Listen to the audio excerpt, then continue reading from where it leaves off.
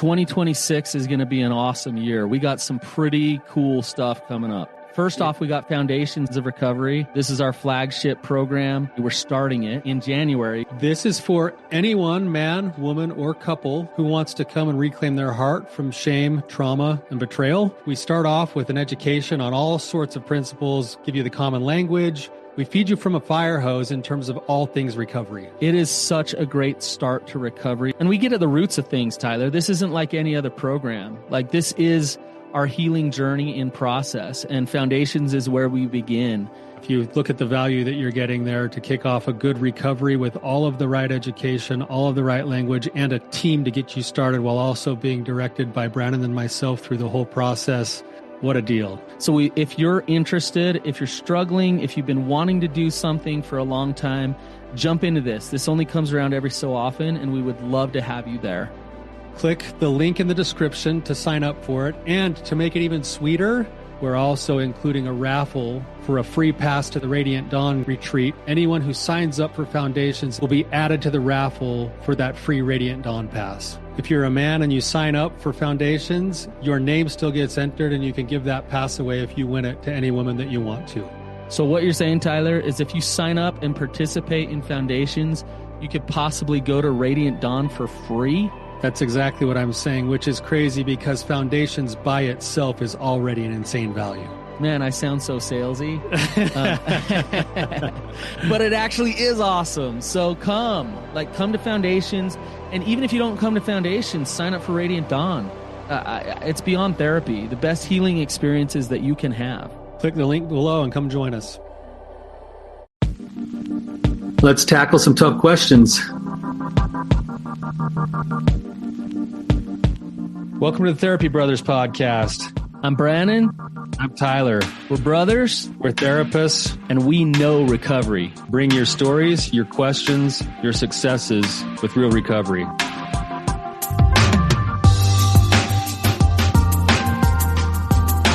Hey, Tyler, you ready to have some hard conversations? Let's do it. Let the Therapy Brothers podcast begin. Let's do it, Tyler. Before we do that, Brannon.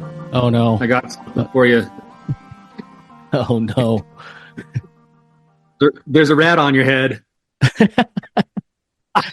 April Fools. April Fools. I remember that day like it was yesterday. Like we were at a thrift store. We were at a thrift store and we were walking past, and this lady, we said something to Mom like, "Hey, it's April Fools," and she's like, "There's a rat on your head." April Fools. And the reason I bring out, we're filming today. It's April Fools today, Brannon. So I just thought I'd bring a little blast from the past. Yeah. Well, yeah, that's funny. It's funny. How do we remember stuff like that? Like, all things to remember from your childhood. Why there's a rat on your head, and we both remember it. So funny. Way to pull that out. Yeah. April Fools. Oh, man. Yeah. Well, happy April Fool's Day to all those out there. All right. Well, should we just dive right in? Let's dive in, Brannon. Okay. So all these questions today are coming from questions that have been submitted through the website, therapybros.com. These are some written questions. So we're just going to try to rapid fire answer a few of them today. Yeah. So do you want me to fire away first? Go ahead. I got a random one. Let's start with this random one here. It says, this question I'm asking because I hope to become an addictions therapist someday. Have you or would you treat a sex offender? And would you talk about what hurdles, if any, you had to overcome emotionally in order to help a client who has, for example, abused a child or done something else which goes very much against your personal values? What say you, Tyler?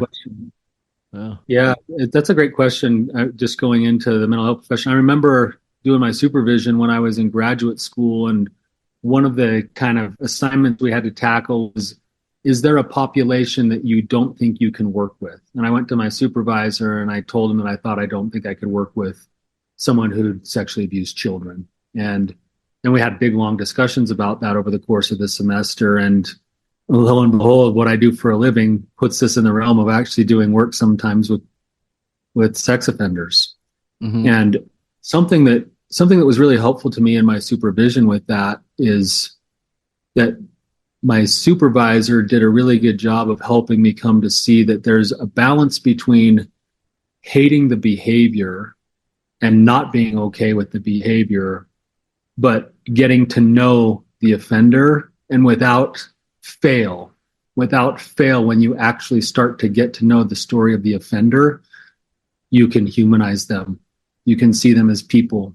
You can see and hear the background that they've come from, and you can balance empathy for their story while also not accepting the way that their choices have manifested. Yep, that's really well put.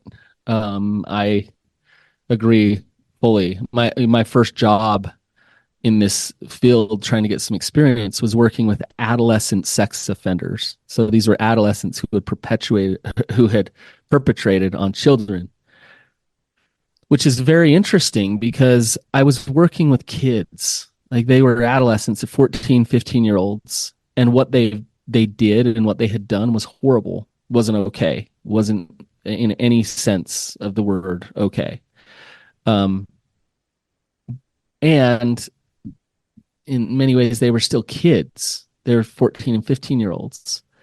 And so I hated what they did, and I could see them for the humans that they were at the same time. And what was interesting, almost all of them had been abused themselves, and they were just repeating patterns. And I'm not justifying what they've done. It's still not okay. But they still need help. They still need treatment. They still need support. So I was working once with a client years ago where I heard about, and this is a full adult male, I heard about some pretty intense abuse going on. And so I contacted the authorities. I reported it, made all these reports, and the client still wanted to work with me. And at that point, I had so much what we call countertransference going on with him that I had to refer him on to someone else. And I had a young daughter. I had young kids at the time.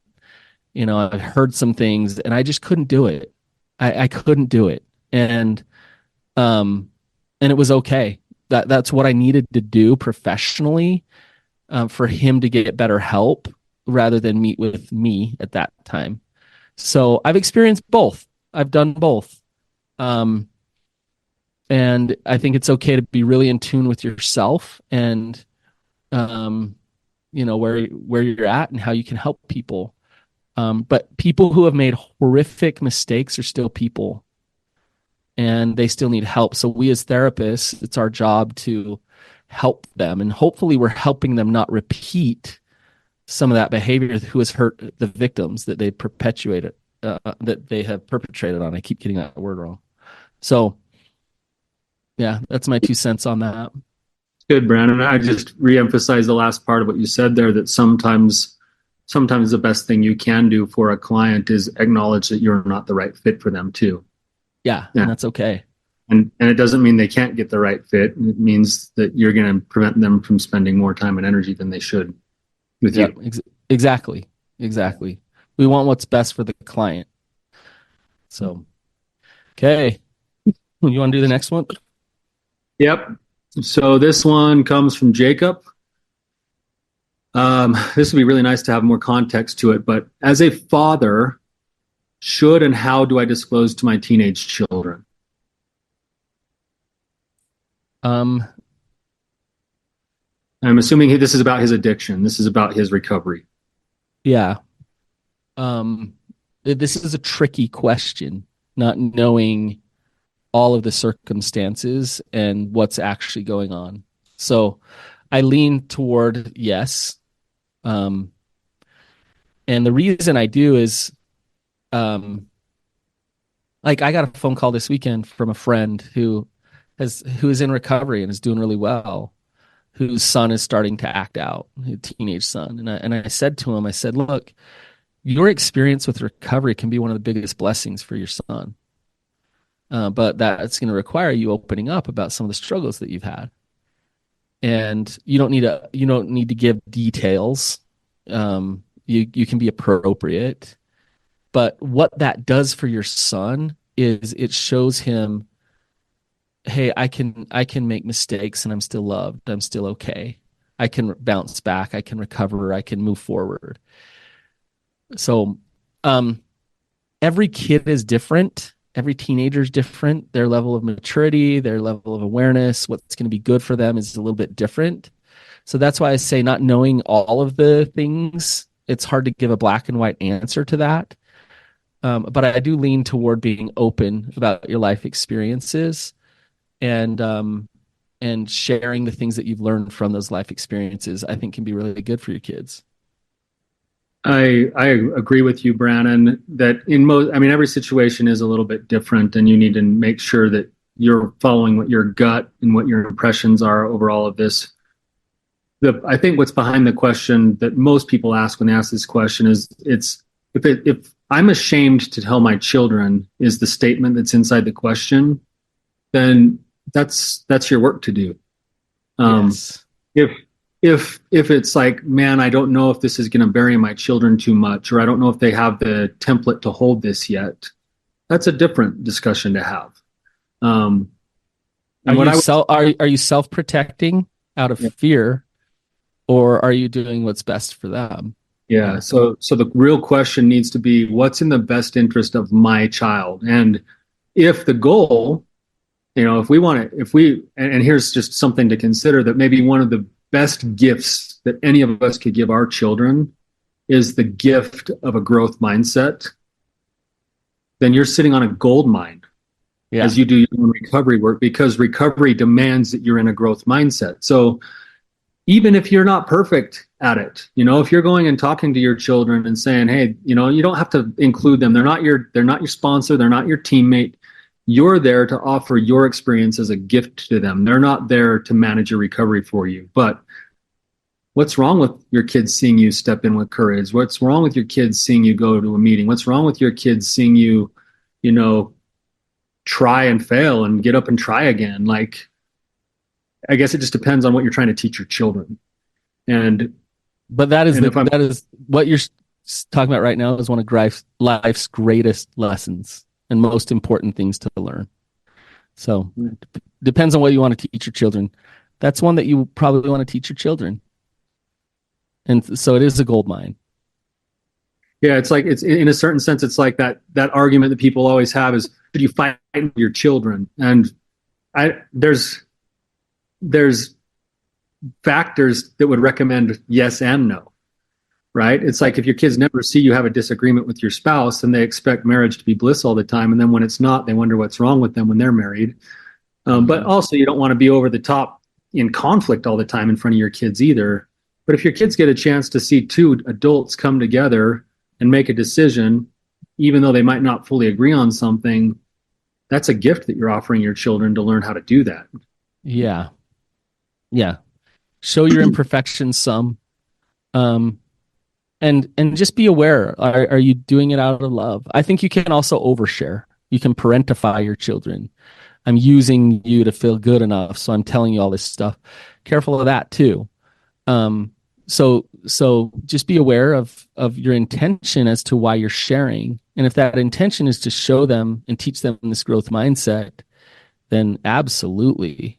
The other thing, Tyler, that I think we see a lot is, a lot of times somebody is saying, well, this is my recovery. I'm embarrassed of what I've done. I don't want to talk about it. And a lot of times the partner is like, man, it sure would be nice for the kids to know. Sure would be nice for family to know what I'm actually going through and why the struggle and why things are the way they are here. And it can be beneficial to bust things open a little bit so everybody understands what's actually going on. Yeah. I think that sometimes it actually helps create space if that's what your partner is needing, like maybe she's feeling like, man, everyone thinks that I'm the bad one because I can't manage my emotions, but they don't know what I'm really going through. And, and I really need you to tell the kids, not for the sake of like throwing yourself under the bus, but like it would create space to then be able to let the work continue to happen that otherwise there's not space to do. It adds a little bit of context so that the kids aren't there in the background going like, well, geez, I feel something wrong underneath the surface, but I don't know what it is. Is it me, or am I causing problems? Am I causing marital strife for my parents? Like, it's like, no, we're going through some really hard times. And some of those things are due to my decisions, and I'm responsible for taking over those things. And we're going to get through this, but no, this isn't your fault. And no, it's not your mom's fault. And no, it's not, Right. like that can actually be beneficial. The feelings going on in the house and what's happening, like I want to take accountability for and own. And how are you going to take accountability for and own those things if it's all secret? Right. I would even go as far to say, Tyler, that young children can know something. And what I mean is that they can know that, hey, I'm having a problem, or mom and dad are working some things out. Yeah, we're working some things out, and there is some struggle. So you acknowledge it instead of pretend like it's not there is better for the children. All right. Should we move on, Tyler? Yep. Okay. This one comes from Melissa, and it says, I would like to hear more about the woman when her partner has betrayed her. As in, why would she want to work at having good sex when he's looked at other women, especially when you're finally trusting him after 2 years and he lies again about looking at women? It feels impossible to ask us as women to keep going towards someone after they've crushed your heart with staring at other women. How are we supposed to grow old together if this is a constant maybe issue? Hope you understand what I'm asking. There's a lot in that one, Brannon. There's a lot in that one. Yeah, this is another one that would be great to have on as a guest, because I hope that we're going to hit the direction of where she was coming from with this. Right. It's and where do we begin? Because there's a lot of things that we could dig into and dissect with this. Wondering about a lot of things, where his recovery really is. When she talks about looking at other women, what does that mean? But the question that I'm really hearing there is, and let's kind of go down this road, Tyler, is why should I keep putting myself out there? Like why do that? Yeah, that's a good question. So why should I keep myself out there? And the answer to that is, well, it depends. That maybe you should or maybe you shouldn't. If you're trying to perpetuate helping things go right in your relationship, and you're trying to be the very best person you can be, then your recovery, whether or not your husband gets any better, is to grow in self-confidence, to grow in competence, to grow in understanding who you are, and then to act as your best self inside the framework of the marriage that you currently find yourself in. And so it wouldn't even really be for him. It would be more for you, based off of your own decisions between you and your higher power, as to how you can help invite things to go right for your marriage. So that's why you would do those things. And in putting your whole heart into it, if that's what is the right thing to do between you and God, that's where the success is it's in having put the whole heart in. It's not even in the outcomes. Now, the outcomes would be awesome if they came along with, more fidelity, more intimacy, more, honesty, all of those things. So, okay, because you can't. Let me kind of distill this down and just kind of, I want to throw this past you. So if I don't want to look at divorce as an option, divorce isn't an option. I got into my marriage, committed, I'm not getting divorced. So divorce isn't an option, but I also don't want to be close to somebody who hurts me and lies to me and acts out all the time. and they keep saying that they're working recovery and getting better, but they're not, and they keep falling back into these old behaviors that hurt me. What do I do? And you just gave an answer to that. Tyler just gave an answer to that. So you're actually not as stuck as you think that you are. But I think where you get stuck is you still want a different outcome than the one you're getting, but you can still find joy and suffer less if that's the situation. So in your situation, Brannon, I'm not going to get a divorce. I'm staying in my marriage. This is what's actually going on. What do I do? I think I look at that and I try to put myself in those same shoes and I say, well, I would try to experience as much joy and as little suffering as possible inside the reality of my situation. And the only way that I know how to experience the most joy and as little suffering as possible is to take full accountability for what I have control over in the situation, do everything in my power that's in that control, and then surrender the rest and give it back to something or somebody bigger than myself. And if I can do that, then there's peace. But nowhere, there's peace. I'm glad you got there. If you can do that, there's peace. Nowhere in what you just said, Tyler, is there's not pain. In fact, it's very painful. Yes. To choose in or choose out. And when I say choose in, I'm not saying go try to have sex with them when you don't feel safe and go put yourself out there, allow yourself to get abused or hurt or whatever. And that's choosing in. That's not choosing in. Choosing in means I'm aware of who I'm married to, what's actually going on here, and I'm going to navigate this the best that I can to maintain my safety and my integrity and choose into this relationship, which is very different. Or choose out. Either one of those can be excruciatingly painful. And, nobody, well, I shouldn't say this. I shouldn't say nobody. There probably are some.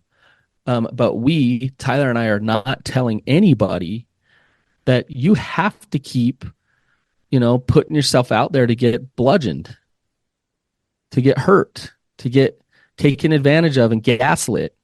That's not recovery behavior on your part. That's not the right thing to do. What the right thing to do is when there's lies and there's deceit and there's betrayal, is for you to take a step back and do exactly what Tyler just said. What is in your control to show up the most powerful, at peace person that you can? And that might be some pretty big boundaries that need to come into play if you're in a situation with a person that can hurt you.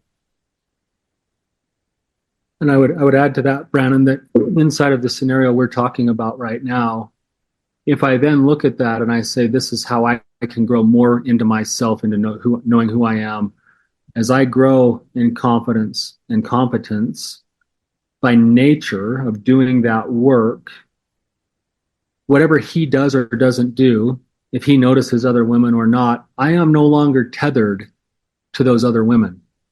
They are no longer like a threat to me in the sense that like I know who I am. And so the pain, even though it's there and the distance in the relationship might still be there, I suffer less because I learn that I don't have to play the game of comparing myself to whatever those things are. And that's not giving him a pass to go lust all he wants. That's not what Tyler's saying. Like, what Tyler's saying is you get so strong that if he chooses to be unfaithful to you or not, you're going to be okay because you know who you are. And the consequences of that still might come. The consequences of that will still be there. In fact, they're more likely to be there because you'll be honest about how that affects you, but it doesn't affect you. It doesn't affect your self-worth. It doesn't rock your core of who you are. You know who you are, independent of that. That's right. That's exactly what I'm saying. So now, because inside of that question, I hear that like, how do I lean back in when he's looked at other women? When he's looked at other women, it's like, when I get to a spot in my own recovery that it's his loss rather than I'm not good enough, then the suffering decreases. Yep. There's a It's his issues, it's his sickness, it's his work, it's his wrestle, right? Like that's a him thing.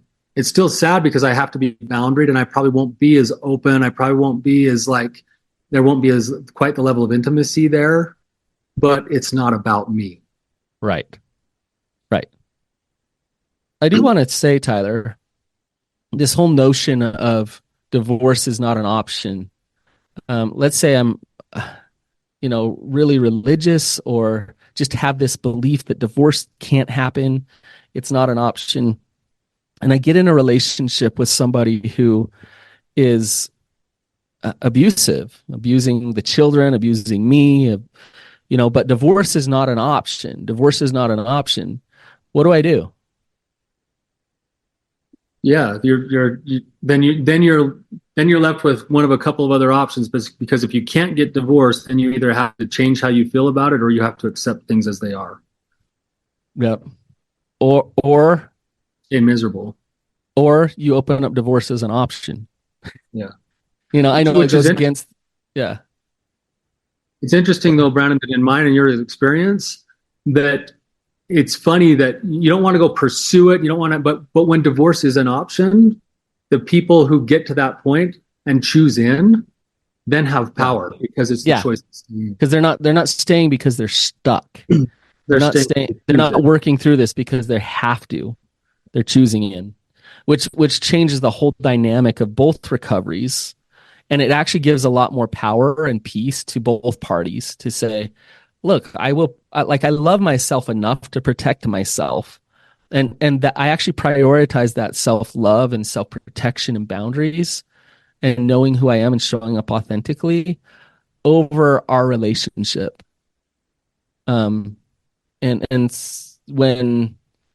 when the relationship is at odds with what's really, really important to me, we either need to work that out or I need some distance from you.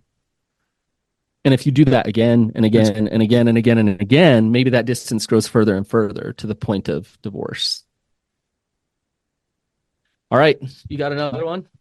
Yeah, good one, Brannon. That's maybe one we should circle back on again sometime, or we get someone to call in and have that discussion with us. But yeah, this one comes from Diana. There's actually 3 parts to it, so we'll just maybe take one at a time if that's all right, Brannon. Yeah, I already did the third one. So the third one was oh yeah, okay, good. So the 2. So we just have the 2 left then. Yep. Yeah. Thank you so much for what you do, for all your valuable content. You're both sensitive and sensible therapists. There's 3 separate questions. Number 1, how do I break out of self-imposed isolation? After years of isolating myself, as well as constant traveling for missions work, which I don't see coming to an end anytime soon, I find I've no friends back home except for those in my 12-step program. It's good. Yeah. It's interesting because it sounds like this person they're really good at staying anxiously engaged in a good cause and staying busy, but not having many connections. Yeah. I just think of, I would first ask why. So before we get into what, like this is how you don't be isolated and this is what you do, I would ask the question, why are you doing this? Why are you feeling like there's a void in your life of connection? Why are you creating that void? What are you protecting? What's in the way? What fears are you having that's making it difficult to have deeper relationships with people? So I dig into that. Why? What's the trauma? What's the fear? What's going on that's isolating you? So I'd start there. It's interesting inside. Yeah, and even in the question that we have, it's only like a sentence or 2, but just, and again, I'm reading between the lines a lot here, but after years of isolating myself, as well as constant traveling for missions work, it's almost like the pursuit of the connection is coming through always being the one giving the service. Mm-hmm. And yet I don't have anything really to fall back on if I'm not anxiously, actively serving others. That would be part of the line of questioning that I think you're bringing up, Brannon, is why is my connection one directional? What is it that I'm protecting? What is it that I'm running from? What is it that I'm hiding? What is it I'm afraid of? That kind of Well, stuff. and if it is one directional, I mean, people get burned out with that. I serve, I help, somebody who sponsors, 5 people, but no one answers their phone call when they actually reach out. Um, you get burned out with people when you're the giver, giver, giver, giver. And yeah, that may be a reason why you're isolating or not wanting to connect to people, because you don't receive enough love and support back. You just give so much. But you don't allow that either. You don't create That's systems or relationships, uncomfortable. yeah, to be the receiver. And that's the question, like, why can't you be the receiver? Is that a self-hatred thing? Is that an unworthiness thing? Is that a learned thing? Like, where did you learn those kinds of things? And how is that playing out in your relationship? Or maybe you have a bunch of people that would be connected to you, but they never get a chance to connect to you because, every time they come to do something nice for you, you have to flip it on its head, and then they always feel indebted to you, so they'd rather just stay away, because no one likes to go to a place where they feel indebted. Right. Right. It sounds like she has a lot of opportunity for connection. Tons, tons. So there's an opportunity there, but it's looking at, yeah, what are the barriers in terms of the fears which lead to your behaviors that keep people at a distance. And it might be something as simple, now I'm going to get into the what a little bit, as simple as like opening up to somebody, sharing your feelings with them, having fun, making some jokes, uh, those type of things that nurture and build relationship and friendship. But it might just Ask to for make a help. little, yeah, ask for help, make a little joke, open up, might be such an act of courage for you. Because you're not used to wanting to connect fully. You just give, give, give. Yeah. And you could do that even on small levels, just for practice sake. Crack a joke to the person behind the counter at Walmart, or when they ask if you want help with your groceries, even though you can handle it, say yes. Yeah. Like, start practicing. That's the what of the muscle memory part, to go along with whatever the answers are to the questions that you get. We're assuming certain answers in the advice that we're giving right now. Just the other day, Tyler, I went to the airport, and the the pickup where it's like if you stop for longer than like 2 seconds, like they're gonna just freak out on you.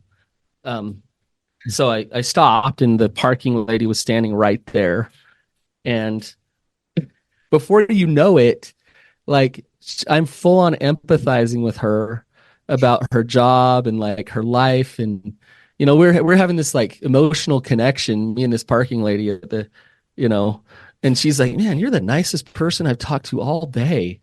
And and and I just thought, well, I could tell like her job sucks, people hate her all day because she has to like hurry people along and this and that. And so I just thought, I'm just gonna like listen what it's like for her. The next thing you know, my van was parked there for like 10 minutes, as I'm talking to her. Um, it, I guess I'm telling you this, like, it's not hard to connect to people. It's not hard to make friends. You just need to want to do it. And you need to want to open up in order to do that. Okay. I Should we agree do, with you, but it's hard. It's hard when you're out of practice of that, Brannon. It takes sometimes some actual simple acts of courage, like you just described, to step into those places a little bit. yeah, yeah. It's amazing. When you ask people about their life, how much they like that. They'll open up and they'll share, but it's hard to ask to be heard. Like, let me tell you about my life. Yeah. Can you listen? So, okay, should we do the other one? Yeah. Um, so the question is what kind of work should I do in therapy to help me overcome self-hatred rooted in childhood sexual abuse and emotional neglect? Talk therapy is no longer helping. So yeah, I mean, this goes along with kind of what we were talking about now, is that maybe this question answers some of the things we were asking in the last thing. Um, Yeah. Self-hate rooted in childhood sexual abuse and emotional neglect, like, And then she's wondering why she's not having more connection and why and she's why I'm not isolated. able to reach out and connect with other people too. Man, think of the vulnerability that would take for a little girl who doesn't feel safe even with probably some of the most primary relationships that she grew up with. Yeah. Yeah. So Um, what should she do for healing though, Tyler? She says talk therapy is no longer helping. yeah. Well, anyone who listens to our podcast, Brannon, knows that we're big into the kinds of treatments for trauma that include more than just the rational mind. Um, we're talking there needs to be new emotionally corrective experiences, and so the formal kinds of treatments that we know that do that are things like IFS, things like EMDR, ART, those kind of trauma informed types of treatments. And the reason I think both you and I like those is because those treatments are whole body experiences, they're whole soul experiences, they're not just rational talking. Yeah. Yeah. Uh, for deep trauma work, talk therapy is nice for one element of it. And what that is helping you get conscious of that things have happened. But that's just one part of the healing process, is to get conscious. So if you're doing talk therapy over and over and over again and just getting more conscious of your trauma, you're not actually going down and healing that trauma. And when Tyler talks about emotionally corrective experience, um, that it's hard sometimes to know, well, okay, how do I go have one of those? And there is opportunity, whether it's attending our retreats or a retreat, where you have experiential experiences, things like plant medicine and holotropic breathing. Like, we could go down the list. And this is why Tyler and I do this type of work, because we know that it's essential to the actual healing of the heart. We know that it is. And so there is answers there. I can't tell you how many times Brandon and I maybe had that. The trick is that sharing your story with somebody really does matter, but it matters even more if you share your story to a landing spot that allows for the emotionally corrective experience. So if I just go in and keep it all rational and tell my story and someone's like, okay, I heard your story, like, that's different than I go in and I share my story and that person holds the space and goes there with me and goes, wow, you must have experienced this and this and this, and you're still worthy of love. And like all of that stuff, that's a different kind of an experience. But I can't tell you how many times I've had clients, Brannon, where, and you can name the kind of treatment, but they do 5-10 sessions of talk therapy only over their trauma, and then they do a single session of holotropic breath work or a couple of sessions of EMDR, and they come back and go, whoa, something's shifting, something's different. Like, I don't know what you did. And it's like, we didn't do anything. Your brain and your body did what they were capable of doing, and they just needed a permission and a safe space to do it. Yep. Right. Yep. It's interesting, Tyler. We bring up all this stuff that we bring to our clients with the breathing and the plant medicine and the retreats and all this stuff. Like, I know for you, one of the most therapeutic healing things that you do is that you go for a walk with your dog every day. And that might seem like a little thing. You walk in the mountains with your dog. Might seem like a little thing. Like, it doesn't have to be rocket science. Like, make some time to sit in nature and spend some time with God every day. If you haven't done that, that might be better than talk therapy right now. Sit in nature, notice the weather, breathe, just breathe. Just do that on your own every single day. It could change everything. Exercising every day. If you're not exercising, just do something where you're moving your body and feeling your body move. And And it might go against all of your trauma to move in that way. And that's exactly what you need. So have an experience. Yeah, that's a great thought, Brannon. And hopefully that's helpful answer to the question there. Yep. Well, Tyler, do you want to do one more? Should we wrap it up? I think we're good. I've got one more, but I had one more, but you just kind of answered it. So I'll just throw it out there, and then you can add anything else you want to, but you just kind of answered it with the last thing we talked about. Comes from Jeffrey, and this shout out to Jeffrey. I know who this Jeffrey is, and you're a good man, and I'm glad to see you here. But I can see most of my faulty beliefs. Why is it taking me so long to correct my black and white thinking or thinking errors to change them into positive thoughts? And I think what I would, at least part of what I think your answer to that question, Brannon, would be exactly what you just said, is that you got to get out of now that you've recognized it, you got to get out of just the thinking and into a different experience with the feeling around those thoughts. You know, Tyler, last week I was teaching my groups the Kristen Neff's self-compassion stuff. And I noticed a pattern, and the pattern was consciousness first of the faulty thinking, and then connection to common humanity. So I'm not alone. Other people have felt this. And then the last one is compassion, self-compassion, and like just, hey, can I just be kind to myself and be nice and be good? And so, you know, with that question, I can hear the consciousness. He's conscious.